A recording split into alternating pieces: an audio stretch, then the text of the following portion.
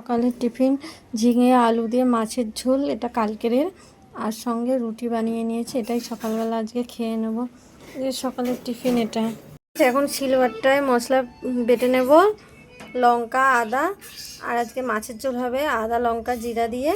তো জিরের গুঁড়ো আছে, এর জন্য আজকে লঙ্কা আর আদাটা বেটে নেবো শিলবাটায়। একটা নতুন রেসিপি হবে। তো দেখো এখানে কলা পাতা দিয়ে, কলা পাতায় রুই মাছ হবে। এই যে রুই মাছটা পাতায় ভাজা হবে। তো চলো তারপরে তোমাদের দেখাচ্ছি কেমন করছি। এখানে কলা পাতাগুলো সেঁকে নিচ্ছি। তো দেখো এখানে মাছগুলো সাজিয়ে নিচ্ছি কলা পাতায়, তারপরে এগুলো তেলে ভাজা হবে। তেলই তো দিই না। দেখো এখানে কলা পাতায় এগুলো সাজিয়ে নেওয়া হচ্ছে, তারপরে এগুলো তেলে ভাজা হবে। রসুনের জন্য একটা কাঁচা লঙ্কা দিয়ে দিল।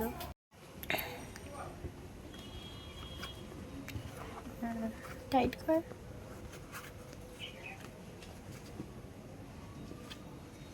কমপ্লিট হয়ে গেছে। দেখো দেখো এরকম, এটা হচ্ছে কফি পাতা মানে বাটা, আর তারপরে এখানে শিলপাটায় ভাত নিয়ে এটা মাখানো হচ্ছে। দেখো কতটা টেস্টি লাগছে দেখতে।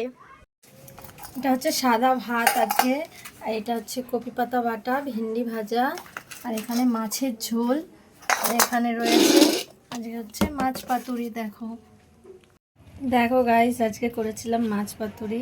এটা এখন আমি খুলছি, দেখছি কেমন হয়। তো দেখতে খুবই সুন্দর লাগছে, দেখি খেয়ে দেখি কেমন।